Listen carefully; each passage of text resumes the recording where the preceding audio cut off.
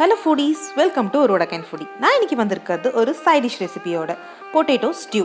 கேரளாவில் இதை இஷ்டு அப்படின்னு சொல்லுவாங்க. இது மோஸ்ட்லி பிரேக்ஃபாஸ்ட்டுக்கு தான் சர்வ் பண்ணுவாங்க. ஆப்பம், அதுக்கப்புறம் இடியாப்பம், இட்லி, தோசா இது கூடையெல்லாம் இதை சைட் டிஷ்ஷாக சர்வ் பண்ணலாம். வெறும் பொட்டேட்டோ அண்ட் கோகனட் மில்க் விட்டும் வச்சு இது ஈஸியாக ப்ரிப்பேர் பண்ணிடலாம். ரொம்ப நல்லாயிருக்கும் இதோட ஃப்ளேவர். இந்த கறி பார்த்திங்கன்னா ரொம்ப மைல்டாக இருக்கும் அண்ட் சாப்பிடும்போது ரொம்ப டேஸ்ட்டாகவும் இருக்கும். இப்போ இது எப்படி பண்ணுறதுன்னு பார்க்கலாம். இப்போ இதுக்கு தேவையான இன்க்ரீடியன்ட்ஸ் என்னென்ன அப்படின்னு பார்த்தீங்கன்னா, நான் ஒரு 2 பெரிய உருளைக்கிழங்கு இந்த மாதிரி பீஸாக கட் பண்ணி வச்சுருக்கேன். தோலெல்லாம் ரிமூவ் பண்ணிவிட்டு நீங்களும் அதே மாதிரி கட் பண்ணிக்கோங்க. அதுக்கப்புறம் ஒரு 1 கப் திக் கோகனட் மில்க் எடுத்து வச்சுருக்கேன். அதுக்கப்புறம் இதுக்கு தேவையான அளவு உப்பு, அதுக்கப்புறம் ஒரு 1 பீஸ் இஞ்சியை இந்த மாதிரி பொடியாக அரிஞ்சு வச்சுருக்கேன். இந்த மாதிரி நல்லா பொடியாக நீங்களும் அரிஞ்சு வச்சுக்கோங்க. அதுக்கப்புறம் பார்த்தீங்கன்னா கொஞ்சம் ஃப்ரெஷ் கருவேப்பிலை ஃப்ரெஷ்ஷாக இருந்துச்சுன்னா ரொம்ப நல்லாயிருக்கும் இந்த கிரேவிக்கு. அதுக்கப்புறம் நான் ஒரு 3 பச்சை மிளகாவை இந்த மாதிரி ஸ்லிட் பண்ணி வச்சுருக்கேன்.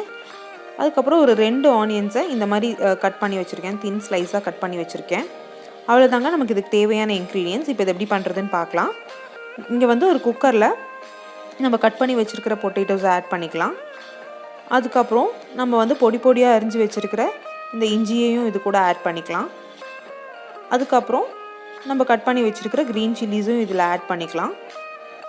அதுக்கப்புறம் நம்ம கட் பண்ணி வச்சுருக்கிற ஆனியன்ஸையும் இதில் ஆட் பண்ணிக்கலாம். அதுக்கப்புறம் இதுக்கு தேவையான அளவு உப்பு. அதுக்கப்புறம் பார்த்திங்கன்னா நான் இங்கே ஒரு 1 கப் தான் தண்ணி ஆட் பண்ணுறேன். ரொம்ப அதிகமாக தண்ணி ஆட் பண்ண வேணாம், அப்புறம் கிரேவி ரொம்ப வாட்ரி ஆகிடும். அதனால் ஜஸ்ட் இது வேகிற அளவுக்கு தண்ணி ஊற்றுனீங்கன்னா போதும். நான் ஒரு 1 கப் தான் ஆட் பண்ணியிருக்கேன். உங்களுக்கு பார்த்தாலே தெரியும் நான் எவ்வளோ தண்ணி ஆட் பண்ணியிருக்கேன்னு. முங்குற அளவுக்கெல்லாம் ஆட் பண்ணல, ஜஸ்ட் கொஞ்சம் தான் ஆட் பண்ணியிருக்கேன். இப்போது இதை மூடி போட்டு ஒரு 3 விசிலுக்கு வேக வச்சு நம்ம எடுத்துக்கலாம். 3 விசில்லையே நமக்கு உருளைக்கிழங்கெல்லாம் நல்லா வெந்து கிடச்சிடும். இப்போது விசில் வந்துடுச்சு, நான் இதை ஓப்பன் பண்ணுறேன். உங்களுக்கு பார்த்தாலே தெரியும் எல்லாமே வெந்திருக்கும். இதில் ஈஸியாக நமக்கு இது உடைக்கிற மாதிரி இந்த மாதிரி கரண்டி வச்சு நல்லா உடைக்கிற மாதிரி வெந்து கிடைக்கணும்.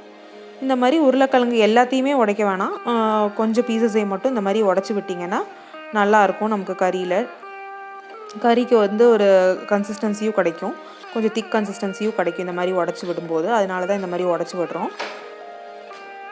ஃபுல்லாக உடைக்க வேணாம், கொஞ்சம் மட்டும் உடச்சிங்கன்னா போதும். இப்போ நம்ம இதில் எடுத்து வச்சுருக்கிற கோகனட் மில்க் ஆட் பண்ணிக்கலாம். கோகனட் மில்க் ஆட் பண்ணி நல்லா மிக்ஸ் பண்ணி விட்டுக்கோங்க.